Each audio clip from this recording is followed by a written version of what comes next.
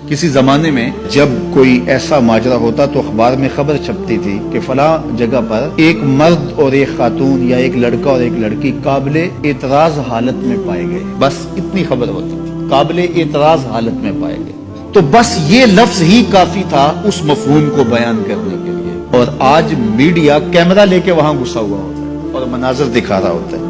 लफ्ज तो लफ्ज रहे, लफ्जों में भी पर्दा होता था, लफ्जों पर गुलाब चढ़ा करके वो लफ्ज बयान किया करते थे। तो अब मीडिया गुस्सा हुआ होता है, ऐसे मनाजर दिखा रहा होता है और उससे क्या होता है कि मुआशरा जो है वो बेहयाई की तरफ बढ़ता चला जाता है। दौरे मौजूद के अंदर कौमों को, मुआशरों को बेहया बनाने का सबसे बड़ा किरदार मीडिया ने अदा किया है। इलेक्ट्रॉनिक मीडिया से फिर आगे सोशल मीडिया ने उस किरदार को मजीद ज्यादा अदा किया और उसका नतीजा क्या हुआ कि वो हया का जौहर जो मोमिन की जिंदगी का उजाला था, जो मोमिन की जिंदगी का नूर था, आज वो हया बाकी नहीं रहा। न आंखों में हया रहा, न ख्यालों में पाकीज़गी रही, न सोचों में नूर रहा। तो ये हया का नुकसान हो जाना कोई छोटा नुकसान नहीं, क्योंकि मेरे हुजूर ने इरशाद फरमाया हया और ईमान जुड़े हुए हैं, जब हया जाता है तो ईमान भी जाता है।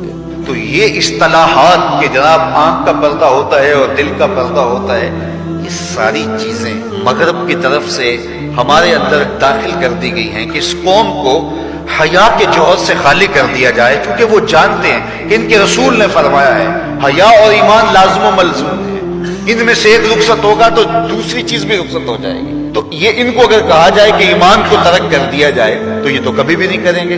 तो लिहाजा तरीका यह है कि इनको बेहया किया जाए। जब हया का जोहर लुट जाएगा तो फिर नतीजा क्या है, ईमान के समरात भी इनको नसीब नहीं होंगे। इनके नाम फिर मुसलमानों वाले रह जाएंगे, लेकिन ईमान जो रूह की गहराइयों में उतर करके जो हरारत और जो नूर पैदा करता है वो इनको नसीब नहीं होगा। अब उस हदीस की समझ आई कि मेरे हुजूर ने फरमाया एक वक्त आएगा इस्लाम का सिर्फ नाम रह जाएगा, कुरान के सिर्फ हरफ रह जाएंगे।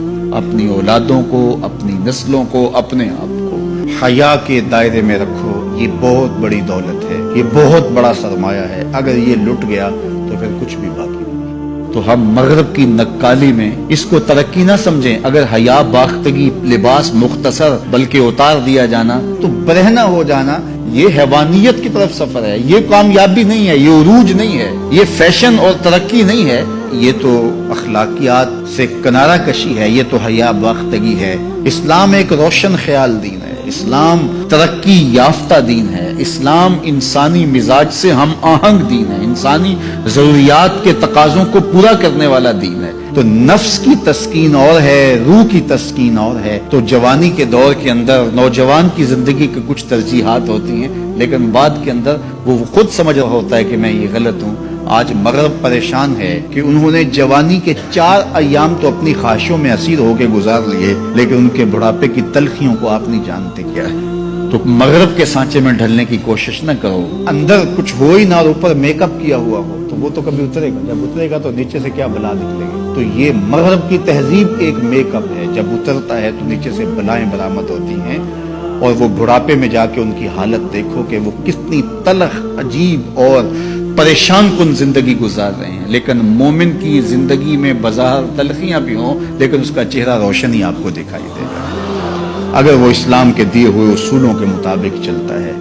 तो मशरक को कभी भी मगरब की नकाली नहीं करनी चाहिए। मगरब तो उस मुसीबत से जान छुड़ाना चाहता है, लेकिन उनकी मुआशरत इस तरह की बन गई है कि जान छूटने नहीं पा रही, और जहां से वो निकलना चाहता है वहां से हम दाखिल क्यों होना चाहते हैं। तो मेरी बेटी, मेरी बहन, तू मगरब की बेटी नहीं है, तू मशरक की शहजादी है। तेरा बुर्का, तेरी चादर, तेरा हिजाब तेरी आबरू का पहरा है। जब तू सिमटती है तो मुआशरा फैलता है। तेरा हया ही तेरी जिंदगी का तेवर है और यही तेरा नूर है। नौजवान की आंखों के शर्मो हया के तले इबादत की लज्जत रखी गई है। अगर आप चाहें कि इबादत में लज्जत नसीब हो, सजदे में करार नसीब हो, अपनी निगाहों की हिफाजत करके देखो, सजदे में सरूर आना शुरू हो जाएगा, नमाजों में लज्जत आनी शुरू हो जाएगी।